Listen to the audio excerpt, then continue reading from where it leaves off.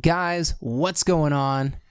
Chris and Joe Moore here. Yeah, it's a weird episode. It's a very odd episode. So episodes have not been going up recently. Roger and I actually have an episode backlog that I have to finish going through and editing. We're trying to chop episodes up now. Dude, I know that feeling. So we're sitting Hardcore. down for 2 hours at a time, recording everything and then chopping it up into a few episodes. Right. That's such a bitch. Yeah, no, it's a big pain in the ass. But the thing that, so when you stop and start a new episode, you fucking lose momentum. Absolutely. You've done the 20 and 30 minute episodes with us. It just kind of kicks your ass. Yeah. So going to this, we're trying to nix that losing of the steam. Okay. And Jesus. Oh my God. It is so much harder to keep up with. Yes. No, I totally know the feeling. What with my as yet unreleased D&D podcast where we record like 4 to 7 episodes at a time, and then I have to chop them to pieces and edit out all the excess. When you get ready to post them, give me the episode content for your first one. Right. And I'll post it on Entertain the Geeky too. Okay. And then we can get it out there for everybody, and just make sure you let them know where to get it. Right. No, for sure. there will always be that's part of the chopping process is post editing ad spot into the middle, because they're like hour episodes, and I'll do like a half-hour break, 5 to 10 minute like ad spot thing, and then the rest of the episode. Mike Brodeur and I are doing a podcast called Who Wears the Pants? Yeah. I've got your latest episode of that downloaded. I haven't listened to it yet. How have you downloaded it? Huh? I've not even posted. You guys had something listed for it, didn't you? No, nothing. No, what did I download then? Not it might have ours. just been the latest episode of something then. I was going to say, there might be something with a similar enough name, because I just wasn't paying attention. They're all sitting on my computer right now. Okay. I've been very, very careful about what's happened with them. Then I will have to check my app, because it was also like 2 a.m. when I was doing this. So it might have just been something similarly named, and I just thought it was you guys. Love you, babe. See ya. That's one where we're not doing the editing is disgusting. She didn't close the door all the way. Editing is disgusting. Oh yeah. And you can take the gun if you want. Or here. It's never a bad idea. Babe, you want this? Okay. So what he was adamant on, he's like, we have to have some editing, and I'm like, that's fine. Yeah, I'm cool with doing minimal editing. I still don't want to squander the just the beauty that is a conversation. Right. No. So, in this form of podcast, absolutely not. And with Who Wears the Pants, I mean, it's straight up just we sit there and feed off each other. So if I edit something out, it gets nasty. Yeah. But doing that, so I'm going through editing, and I'm like I don't even want to cut this out. Like it's so fucking good. And it's for that particular podcast. Mike Brodeur has been with the same person for 27 years almost. Has it been that long? It's been that long for them. 26 years, yeah, almost 27. I've been with Tara for 7 years now. Yep. Well, next month it'll be 7 years. Next month. Okay. So long fucking time. Yeah. And basically we were like, well, let's do a relationship podcast and tell people how to survive a relationship. That's good. I feel like you guys would have some experience between you. Some advice. Surviving it is the key there. Right. But we're having a blast with it, and it is so fucking bizarre sharing those thoughts and ideas, because it's a very different thing than what I'm used to doing here. Right. Absolutely. Here I fucking get to nerd out, and like we do a little bit there, but it's so minimal. Right. So it's something that occasionally comes up. Yeah, you might be like, oh, and I rolled a nat 20. Yeah. And there's one fucking person there that gets it. Right. I know the listeners don't, because most of them aren't gamers. Yeah. So, generally not at that point. So I guess you and I are going to just jump right into the nitty gritty of what we're going to get into today. Yeah. And work. This was your suggestion. It was because of you tagging me on something way earlier earlier this morning. Yeah. Like really early this morning. So anyways, we got a leaked Hellboy trailer. Yeah, it leaked. It's now taken down. It's gone. We legit we're going to rewatch it again right before this, yeah. Doing this, and it's gone. Hopefully it'll be out, like released in HD soon. I'm sure in the next 48 hours it will be. Probably. I mean, it comes out in April. It's got to be hitting the Well, that's how streets these soon. cookies crumble. Like we've seen the fucking leaked Avengers ones. Yeah. We know how all this works. Yeah. So we got to see David Harbour as Hellboy in action for the first time. Not the picture that looks amazing. And much more hair than Ron Perlman's had. Much more hair. Also loose. More red. Yeah.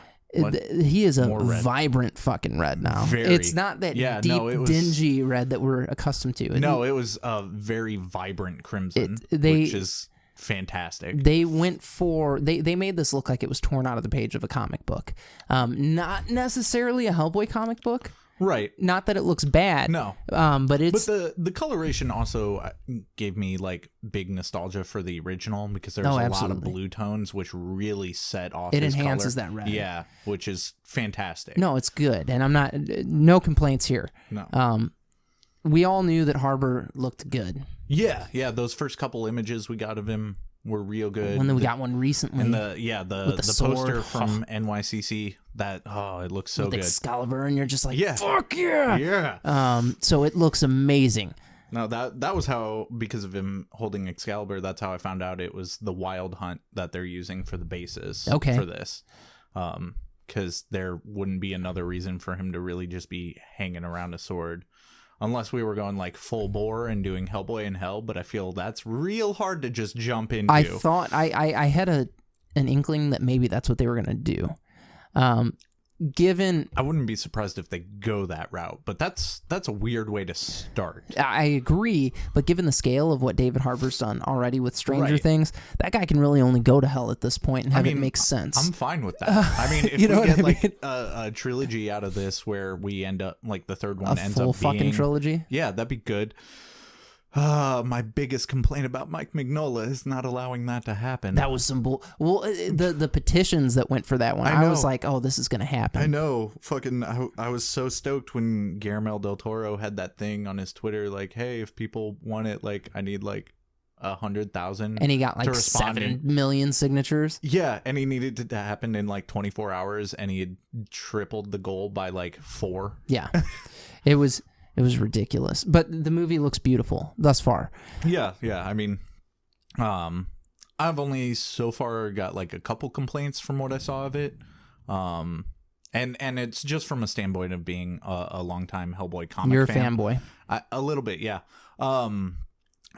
The main thing I was hoping for that isn't super detrimental to the story is that we do more of what the comic book did, where like the BPRD wasn't a shadow organization.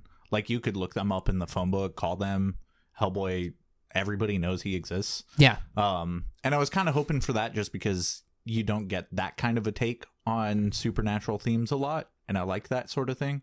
But I got the feeling from a couple moments in the trailer that it's still very cloak and dagger. So I think the reason for that is because of the extreme... with the initial Hellboy series, it was because of the limited knowledge of Hellboy. Right. The masses had no idea who he was, so the best way to bring that character to light, I think, was, hey... Yeah, no, he's underground. Yeah. Right. And people are like, oh, that's fucking cool. Yeah. And that probably got readers for that series. Oh, I'm sure.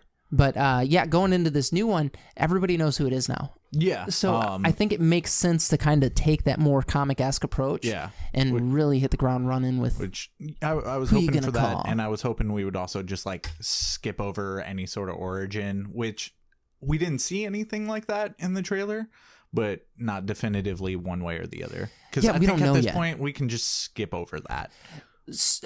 That's one of the things that's so hard about these movies. But Mike, being the person that he is, mm-hmm. I could actually see him skipping over it. I hope so. Well, if you think about it, look at his track record, just with how he's fucking written the comics. Yeah, he'll take 10 years off, come back and be like, oh yeah, we're gonna get back into the series now. Yeah, right where he left off. Yeah, there's zero context. It's like, hey, here we go. No, and a great example for the source material ish for this movie from The Wild Hunt is like one of the characters we saw her in the trailer. Don't ask me to remember or pronounce her last name because it's excessively old Irish and very long. But Alice, the girl with the dreadlocks in the trailer. She was a baby in one earlier Hellboy story, The Corpse, and then the next time you see her as a grown adult in The Wild Hunt. That's amazing. And there's no reference there until later in there. Doesn't need to be. Yeah. Well, I think Mike just like skips over like who that is. But he knew.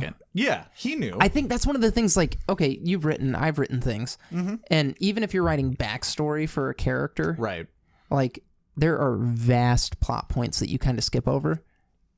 Yeah. They matter. Yeah. They could be brought up later. But right now, this is the meat and taters. Right. And if he does something along the lines of that, bravo. Right. No, like, I'm totally down. Alice might be one of my only other complaints, just because she's supposed to be like an Irish witch, and in the trailer she's a black girl. Which, don't get me wrong, if she's a good actress, I don't care. It's just one of those things, like, if you complain about Hugh Jackman being too tall for Wolverine, I'm gonna complain about you making a white character black, a black character white, Mexican character. Well, could you imagine the outrage there would Asian. be if fucking T'Challa would have been a white dude? I mean, yeah. No, the internet would have shit. And honestly, like, this movie has that kind of thing because Ben Daimo, I can't remember the name of the actor who's playing him, but like in the comics was an Asian American character, and we got an Asian American actor for it, but originally it was Ed Skrein, if I remember correctly, the bad guy from the first Deadpool movie. Okay. And he stepped away because of whitewashing backlash. I mean, that's what's so tough. Like, not that we normally get political here, not that's something that we're gonna lean toward, but it's weird with that, right? Because you can whitewash and it's really bad, but if you color wash, that's the only way that I can really put that. Is that an acceptable way to put that? Not really, but I don't have another way of wording it. There is a term. I don't remember what it is. The opposite of whitewashing. Yes. Is that okay? And a lot more people are okay with it. I think that's ultimately up to the viewers. Again, my perspective on it is, if it fucks up, I don't care what the color of the character is, as long as the actor's good.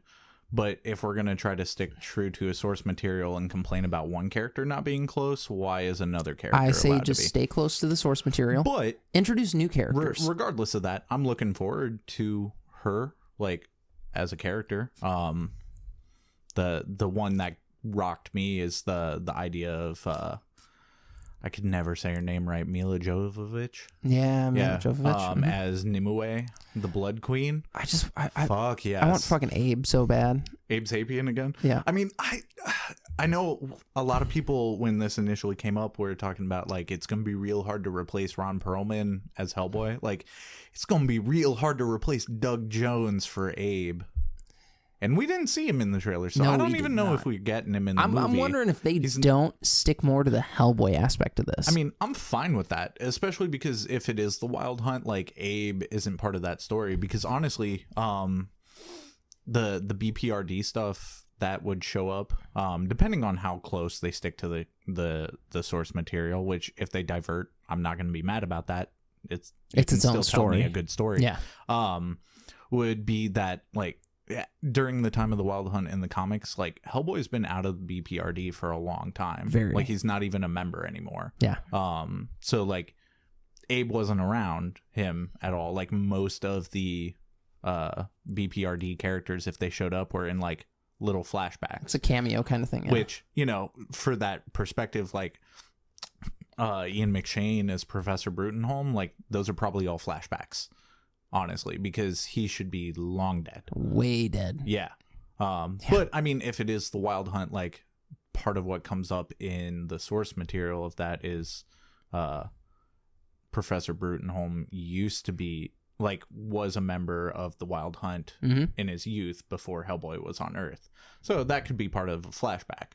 And honestly, I'm fine with that because I'm just really looking forward to Ian McShane as him. I love that man. I mean, I'm just looking forward to a fucking Hellboy movie at this point. No shit. I wanted another one for so long. It's been a long time. And I know it's a reboot, but I'm still getting me another Hellboy movie, and I'm okay with that. So I would have loved to have had the next Ron Perlman flick. Yeah, I will always wonder how that trilogy was supposed to end. Well, because the whole trilogy was good. Yeah, the first two movies. The whole two of the trilogy. Jason will disagree. Like, he thinks Golden Army was trash. It wasn't okay. His main issue is that he feels like they didn't explore the Irish and the elves enough in it. How could they? The movie was full anyway. No, I personally disagree with him. I fucking love both of those movies so much. Golden Army is fantastic. So it's funny. About a couple of months ago, Christopher was like, "Dad, what's that movie?" And because he wouldn't say Hellboy because he thought he was going to get in trouble for saying hell. I mean, and that's good. Respect on him for it. Respect him for it. But Can't I'm like, be mad at that. I'm like, oh, that's Hellboy. He's like, is it a horror movie? And I'm like, no, man, it's like a comic book movie. He's like, what? And I'm like, yeah. Do you want to? And it was the Golden Army. So I'm like, okay. I'm like, look, dude, if you want to watch this, I'm not going to let you watch this one first. That's fair. It wouldn't be appropriate. No, I would say that they would need to watch the first one but I think that's more of a personal decision in so much as like down the road, kid, like, is it really going to matter which one they watch first? Especially because honestly, you can watch them separate. Like they're two separate movies for certain. Connected. Yeah, it's two separate movies. You're right. I think the third one was going to change that and make them much more connected. But I took it. Yeah. That moment, and I was like, I found Hellboy 1, and I'm like, here you go, buddy. And he's like, Dad, this is freaking awesome. I'm like, I know. But he already loved Troll Hunters. Okay. So I was like, yeah, Guillermo del Toro directed these movies. Yeah. And he's like, what do you mean? And they mentioned Troll Market in the Golden Army, which is... the Troll Market is one of the greatest scenes in a movie in a long time because most of it's not CGI. Well, Troll Market's incredible too, though, because if you're into Troll Hunters, that whole fucking series happens in Troll Market for the most part. Yeah. So, have you watched that one yet? I've seen bits and pieces. I haven't sat down to steady watch it. You should watch the whole thing because it's very good. And then Mark Hamill shows up. Maybe after I finish completing American Horror Story, I'll get on that. I like it. You watched Dragon Prince, though. Oh, yeah. I went through fucking that. Good. My only problem was the animation. I didn't even care. Well, I mean, like, the story's real. No, okay. I had one other problem because the girl who plays the elf. Yeah. Amazing. I can't remember her name. Great actress, bless her heart. It absolutely sounds like she picked up her Irish accent by watching Brave and going, I can do that. I'm sure. But see, I didn't care about that. I mean, it's just fake enough for me to notice that it is. So, which can be occasionally bothersome because she has a bad habit occasionally of slipping out of it. Yeah. No, she does. She does for sure. But still a great story. Still great actors, great characters. Loved it to death. That was the best character development that I've seen in a cartoon. Oh, it was so good. Ever. It was so good. It was. I cannot wait for season 2. What they did was incredible because they take you. You start off and you being the viewer are trying to establish the good guys and the bad guys. Yeah. Yeah, which is real hard because you can't. They do a great job at the beginning when they're giving you the info dump about the world. Yeah. Of establishing that no, both sides have been wrong. Yeah. In a lot of ways. Well, even as the characters develop, you're like, oh well, that's very human of them. Like that's normal. No, and once you kind of figure out who like the mainline villain is, like he's still he does human things. Yeah. Like I get it. There are moments where you're just like, no, that's it. I get it for sure. Like he's got a nat 20 in fucking charisma. Oh, I'll tell for you sure. that much. I will tell you. And I love his kids. His kids are some of the best characters in the whole fucking show. His son is such a cunt. Oh, he is, but in such a fun way. No. Like, and Claudia's like the best character in the whole series. His daughter. Oh, she's incredible. The goofy, like neurotic witch that is mildly evil. So strong. She's so beautiful. Like I want to play that character in a D&D game. Right. Well, the son. Okay. What's his son's name? Fuck. It's Sephron? Sephron, yes. I think. It's something along the lines of that. Something like that. So he... Should probably look it up. Doesn't matter. He is incredible just because we all have that friend, and I think for a lot of people, sure. I'm that friend. Yeah, I think we're both that friend to most of our friends. So, which is kind of weird when we're in a room we're in together, the same room, because we'll just fucking stack it on top of everything at someone, and they feel like we're trying to murder them with personal attacks. Oh my god! And no, we're trying to murder the room with personal attacks. Yes. No, we're our own roast. Yeah. Oh my god. Yes. Without being asked for. No, but he's incredible because you have this character that comes in and you're like, God, I fucking hate you. But he wants to do good. He wants to be the good guy. Yeah. He wants to make dad happy. Yeah. All very normal things. He's just trying to be the best knight and be a dutiful son. That character in particular is so stuck in the middle of everything, though. Yeah. More so than the naive daughter. Oh, absolutely. No, he is 100% rock in a hard place. Oh my god. Is where he lives. And it's so fucking good. Go watch the Dragon Prince, motherfuckers. Yeah. No, it's great. It's great. Like I said, best character development I've ever seen in a cartoon. And if you think the animation looks slightly weird, it's a artistic on purpose choice. They were trying to recreate like old school 70s hand-drawn animation with the computer. Yes. Yeah. So it's got like half the frames of like Ruby, for example. Well, it looks a little weird and it takes a little getting used to. But if you binge the 9 episodes, like by the time you hit the halfway mark of like the second episode, you're not even going to notice. Well, half of the first episode, the first half of the first episode is you feel kind of lost, because you're getting that fucking dump, and there's a lot. It's always like that with especially hardcore fantasy stuff. Like you have to get a dump about the world so you understand what's going on. Avatar wasn't like that though. Avatar had a dump. It had a dump. It wasn't that heavy. That's fair. Avatar, and to be fair, that was designed more to kids, and this writer was way younger then. Yeah, I mean, we're talking 15 years ago. This isn't as designed for children as Avatar was. This is absolutely for the people that watched Avatar, fell in love with it, and then he's like, "We'll watch this." Right. No, and I mean, like, you can definitely watch his change to adulthood just even from leaning into Korra. Oh, which right. You didn't get an info dump with Korra because it's the next happened. Avatar. Like, the info dump for Korra is Avatar. Was fucking how many seasons of Avatar: The Last Airbender? That was the info dump. 3. Yeah, that's that. That's the info dump. I think that's part of the reason I like Korra better, though. Is it was more mature. Don't get me wrong. I have no problem with kids programs, and Zuko is the best character out of both series completely, but I like Korra as a series better than Avatar. I like both of them for different reasons. I don't like one over the other, though. So, The Last Airbender has this very, very naive and beautiful... Yeah, no, it's... technical difficulties. It has something that's just so innocent about it. Yeah, no, it's a growing up story. It is, but just even... You could tell that the writers, that the cast, like all of them were coming into their own with that one. Oh, absolutely. And then Korra was like, "Oh, we know what we're doing, and guess what? Here's some adult themes for you." Yeah, no, that was much more at that point like finding yourself kind of thing. Oh, absolutely. And it also had some of the most brutal shit to happen in a cartoon. Fuck. I mean, that's why season 3 got pulled off of the air and was only available on the app because they killed somebody on screen. It needed to happen. Oh, absolutely. But it was so fucking good. I can't even remember the villain's name now. The villain from season 3 is like the greatest villain out of both shows combined. I will go there. I've had this argument. Do you want to start with me? Well, so I can't remember his name, but he's the best villain. So here's the thing. They've done such a good job with all of their villains. Oh, yeah. I like the lady that introduced bloodbending. I think the reason I call him the best is because he's the scariest. Because he's the most agreeable. I think he's also the most established. Like even Fire Lord Uza, Ozai, I'm sorry, Mark Hamill. Even Fire Lord Ozai though, he was not.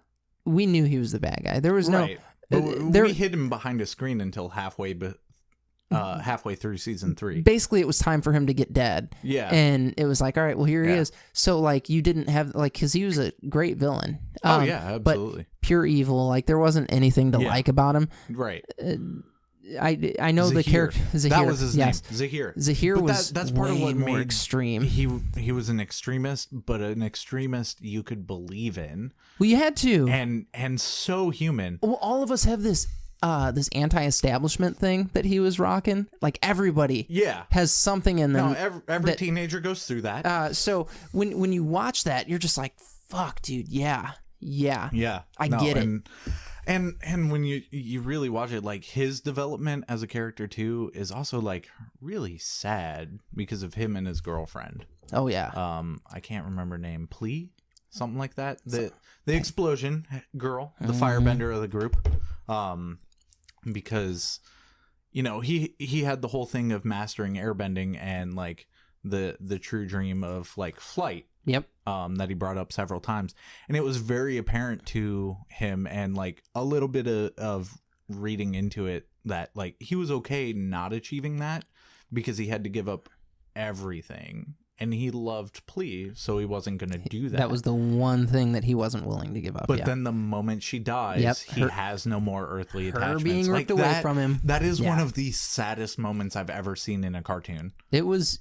In a television show. It was an incredible moment. Oh, it was. It was brutal. It was beautiful. The animation was drastic. It was great. I loved every part about that. No, that series was fucking fantastic. I remember I need to go home and watch that shit now. Well, going through it the first time, I'm expecting that same light feeling that I got initially from Avatar. And they start off no. No. The only light feeling you get is the fact that she comes from what is still a traditional water tribe. Right. And then she hits New York, basically. Yeah, and discovers it's politics. It's over. Yeah. Well, and the heavy political influence in that is, I think, one of the things that really kind of shifts things for the viewers. Like, I know for me, I was like, fuck, dude, did not expect this. No, and that's part of what I loved about season 1 is because it hit a theme for that kind of world that it set the tone. Like in my mind a lot.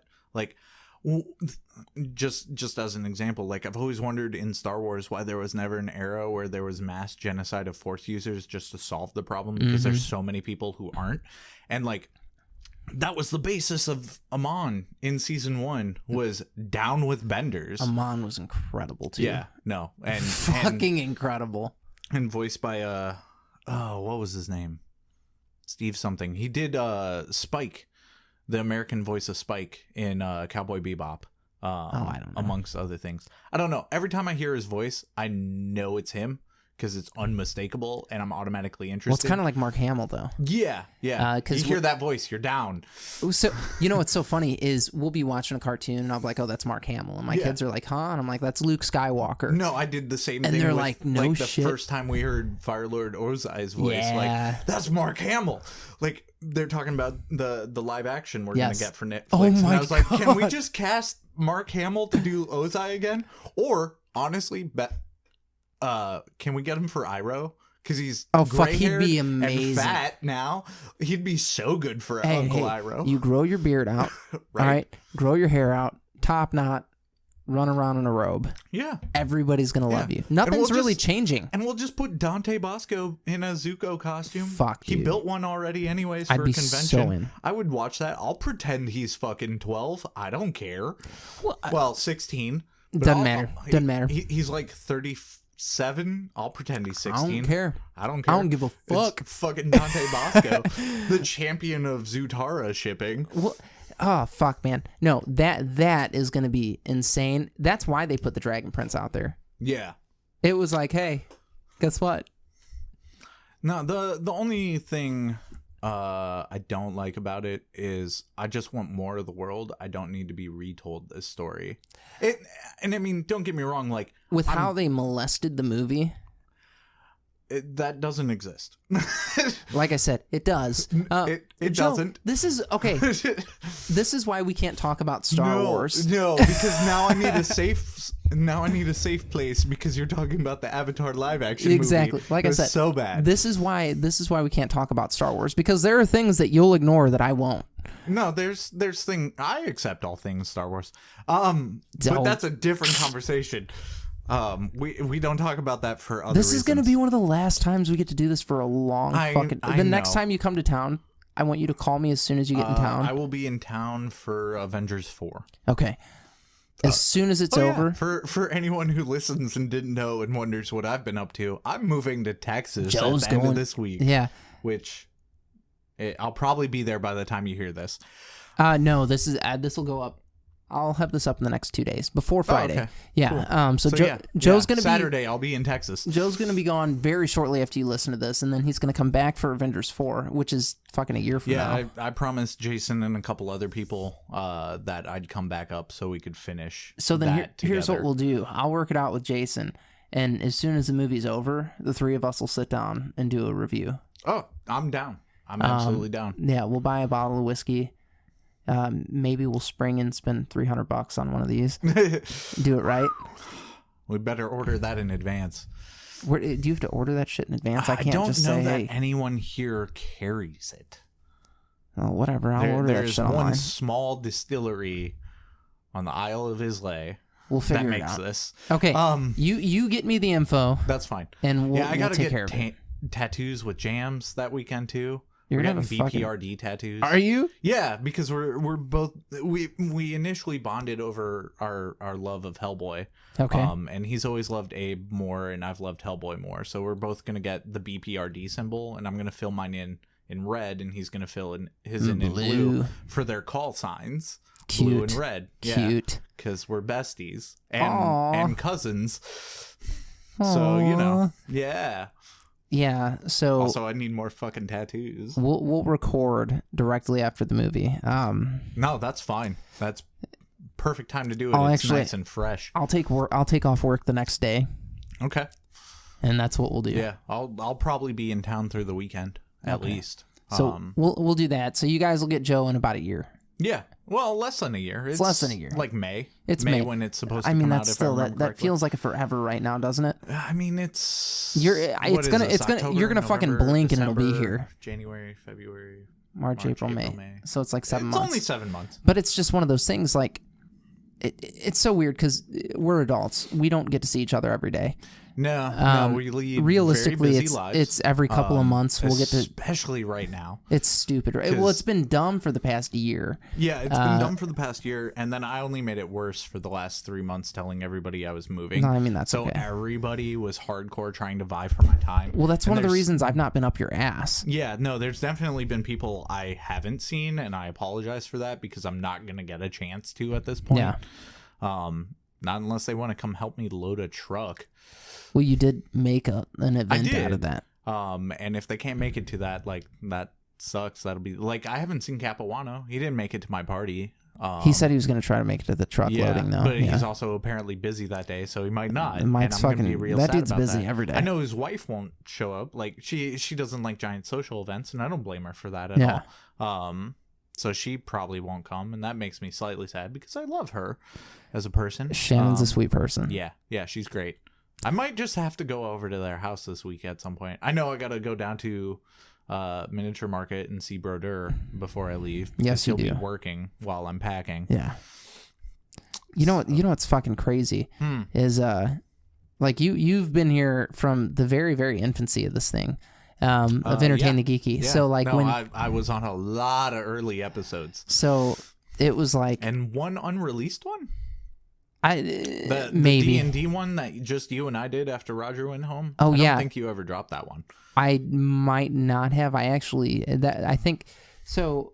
I had an issue. No. It was a good day. We were drunk, and the computer, because that was my old computer at home. Right. That had a tendency of shutting itself down and deleting episodes if I had not saved them in such a way that they would be on the internet, basically. Gotcha. So no, that's why I've lost a few things. Backup storage tower. I've got a 3 terabyte tower for my laptop, and that's where all of the episodes for my D&D podcast are going. I'm building a new computer here in the next couple of months. Okay.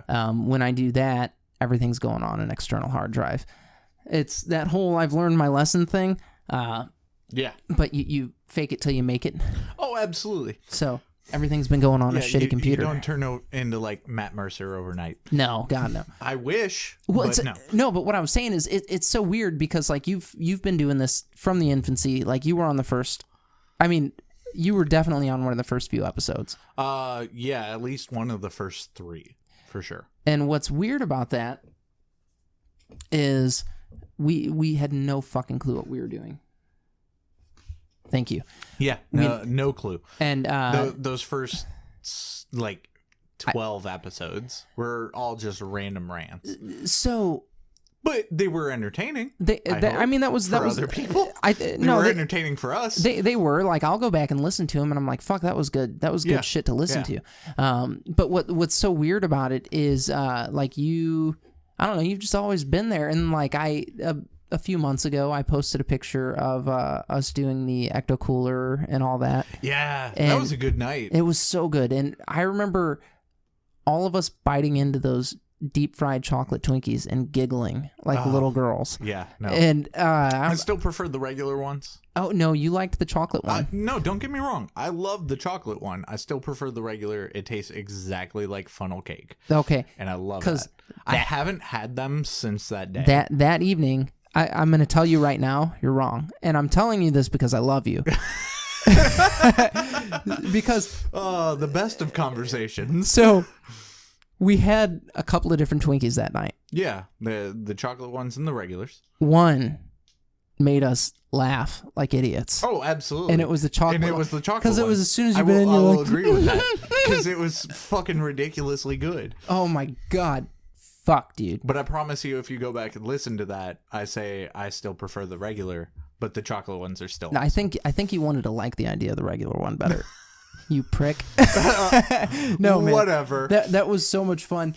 And no, I mean, dude, part of what I love about it too is like if you listen to old episodes of this, between this and Nerd News with Jason, like I predicted the end of Avengers 3. Oh, you did. Which the Russo brothers kept saying nobody's fucking got it. No, you did. Like there's proof on the internet that I called that shit like 2 years before. You and I have out. talked about that a couple of times since you called that though.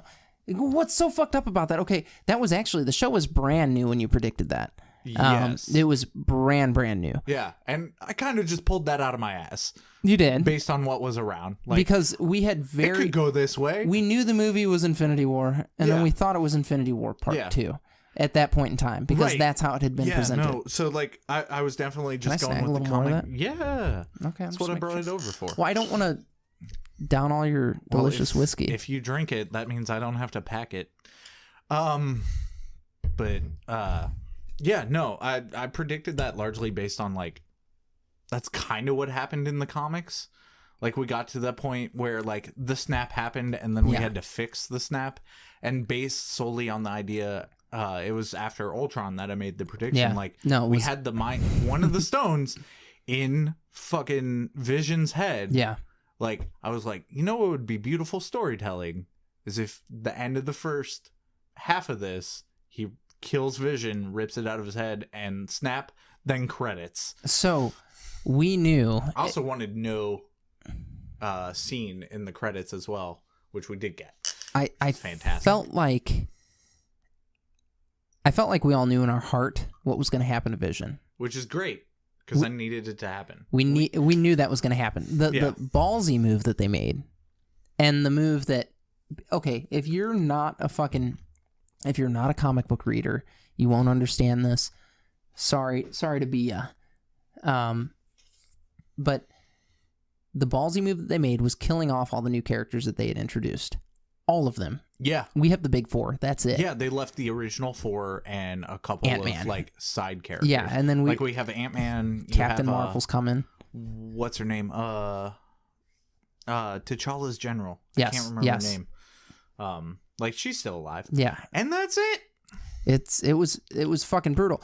Dude, the second time I went and saw that on purpose, when Bucky starts disappearing, I just shouted in the crowd, "My Bucky!" Nice. It needed to happen. But yeah, like we all knew, we knew Vision was gone. I feel like you should anyway. Yeah. If you're there's no way you didn't see that coming. If you're a comic book reader, as soon as that movie ends, everybody's fine. Right. What pissed me off was everybody on the internet with their crybaby bullshit. Yeah. Oh, it's so sad, Peter and T'Challa. And I'm like, it was sad. I'm like, it's bitch, part of a story. I'm like, listen, they just introduced the Black Panther. Yeah. We got our first MCU. We've already confirmed Black Panther 2 happening. There's no way he doesn't come back. I'm like, we've got our first MCU story with fucking Spider-Man, and we know there's another one. We got our first one with Black Panther. So, if I understand correctly, I think Far From Home's supposed to take place in between the two. It is. Yeah. It is. So, I mean, that's not confirmation of his life. The confirmation is the fact that Tom Holland can't keep a fucking secret. That's why he was not in Venom. One. Yeah. Because he doesn't exist right now. I mean, in Venom. Yeah. Oh, dude, Venom was so good. It was fun. I had my issues with it. It wasn't perfect. The pacing was weird. Pacing fucking sucked. Jason and I and Jams, along with Cedric, actually, because he was there. That guy. Yeah, he was. We're talking about it afterwards, and we were actually laughing because the pacing, as goofy as it seems, is perfect for a comic book movie, in so much as a normal comic book arc is 6 issues, right? The first 4 are fucking build up. You get a issue and a half of action and then half an issue of closure. Aftermath. Yeah. And literally that's what the movie did. So it's kind of perfect for a comic book movie, but it's still fucking goofy to watch. I've been an advocate for Suicide Squad because of a very I said that was the only comic book movie that's actually felt like watching a comic book. Oh no, absolutely. I got that the moment they started doing the setup of each character. It was incredible. Yeah, that was 100% comic. They did it better. For sure. But no, that's part of the reason Suicide Squad is so rewatchable for me. That's part of the reason why it did so poorly. Unfortunately, because people don't read comic books. But they also should have left the couple scenes they took out in. Well, okay, so I've been saying this for forever. One of them, in my opinion, Joker and Harley in the vat. Yeah, just because it leans a little too hard into the idea of Joker loving her, but he owns her, right? Which one of the scenes they took out is after his escape from Arkham, and she's chasing him down and bitchy that he just left her behind. They did a great job of making it apparent that you're fucking property to me. They should have left that scene in. Well, it's because some assholes that don't watch comic books or don't read comic books were like, oh, love. No. Yeah. No, that's not what this shit is. You don't want a relationship like Joker and Harley. You want it like Morticia and Gomez Adams. Oh my God, don't you though? Perfect relationship. Let's be real. Okay. There's not one better. No, there isn't. What do you have to worry about in a relationship? Money, infidelity, all kinds of crazy shit. Yeah, absolutely. You know what those two don't have to worry about? All of it. Right? It's fucking perfect. Did we just turn into Who Wears the Pants? Because I feel like we did. Well, basically. But no, so the pacing was very off, and that was one of the things that kind of made the movie unenjoyable for me. Yeah, the pacing was goofy. I thought the CGI was good, though, and I really enjoyed best Tom Venom Hardy we've seen on screen. Oh, absolutely. Not that we have much we didn't have much to go on, but we got a big menacing monster this time. We did not get the skinny kid from that 70s show wearing a black Spider-Man suit. What I liked and didn't expect was how much comic relief we got from Venom himself. Mm-hmm. They took his the morbid side of Venom and just pushed it slightly towards goofy, and it worked really well. It did. The only thing, honestly, besides the pacing that really disappointed me was that Woody Harrelson and Carnage was wasted on a after 3 credit seconds. Scene. Yeah.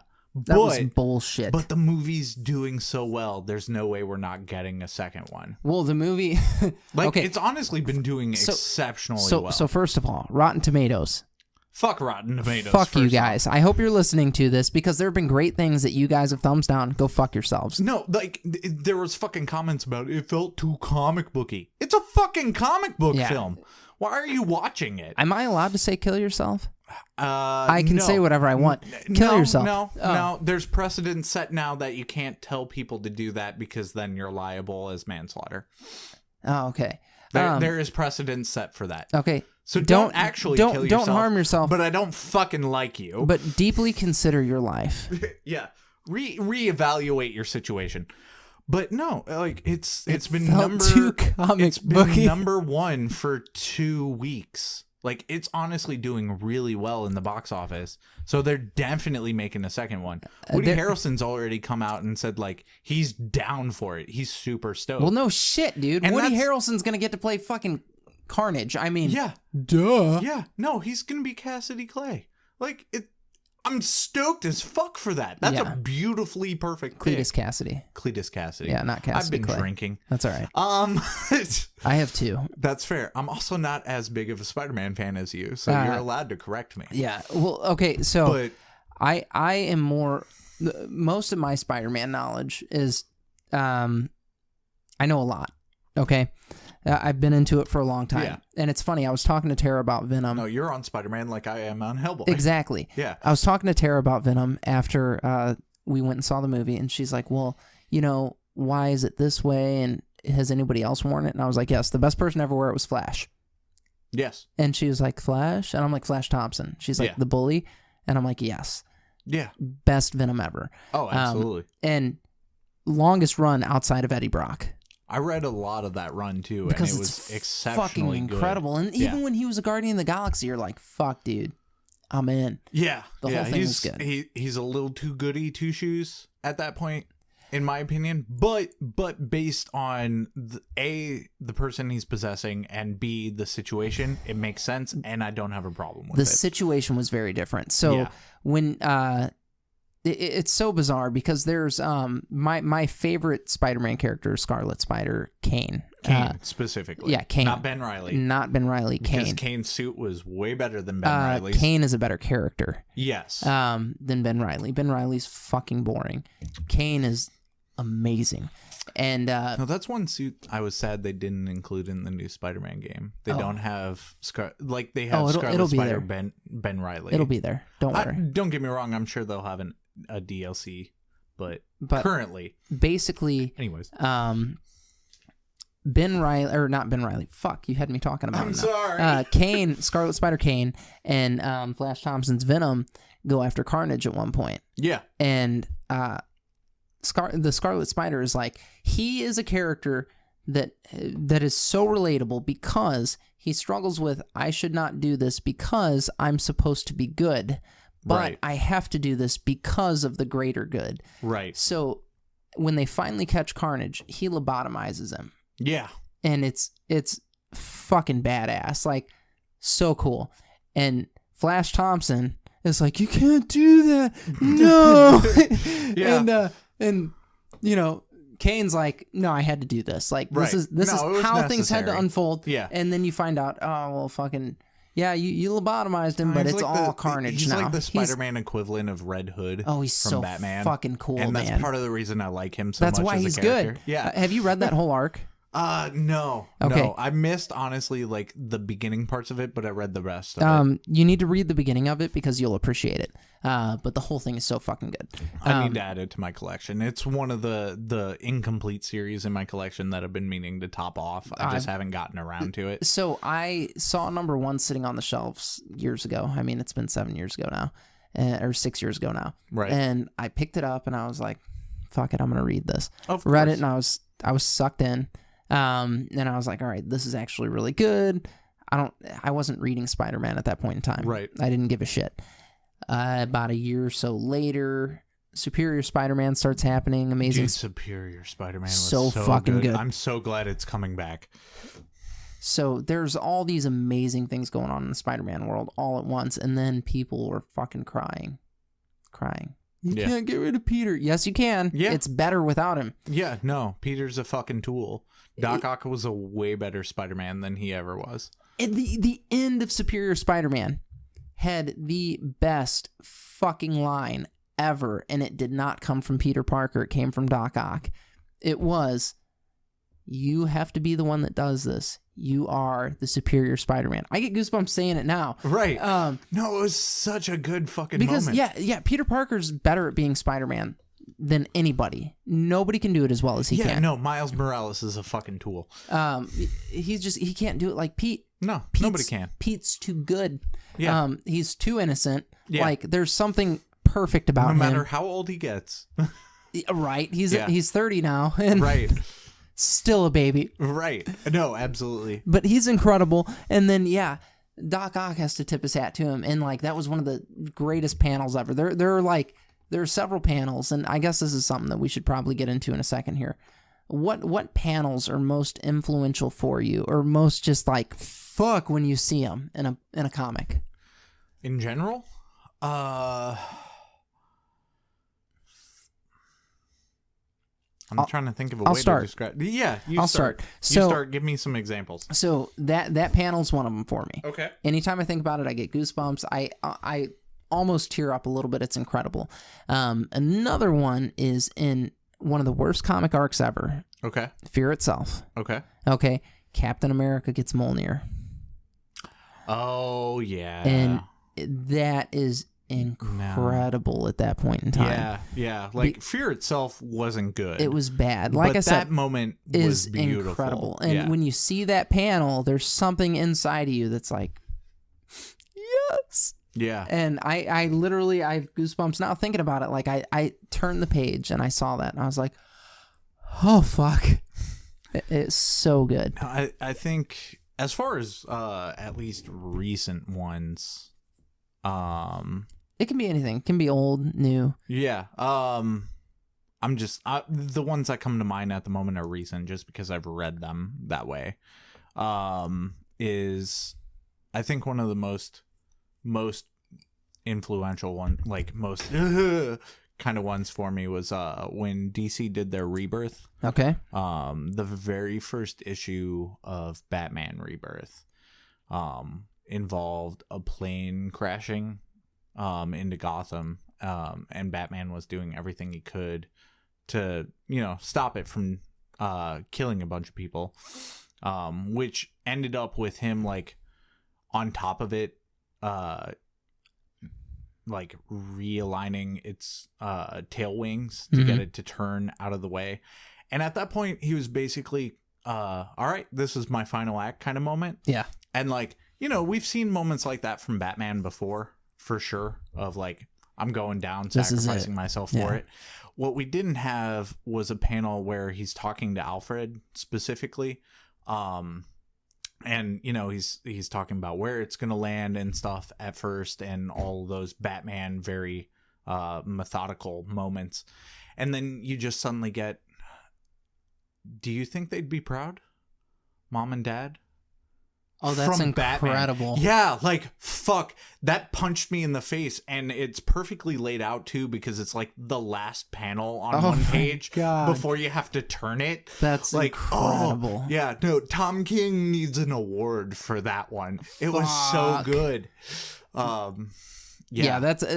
That's incredible. Yeah, like that. Right now, like my whole body goosebumps just thinking about it. How it's one can of my favorite panels. Like you said it, and I'm like, fuck, dude. Yeah. I felt like, tears coming to my eyes like as you were saying that. Batman, I was like, oh. Batman's convinced he's gonna die, and his last thoughts are, "Do you think my parents would be proud of me? Was I good enough?" Yeah, that's like, so incredible.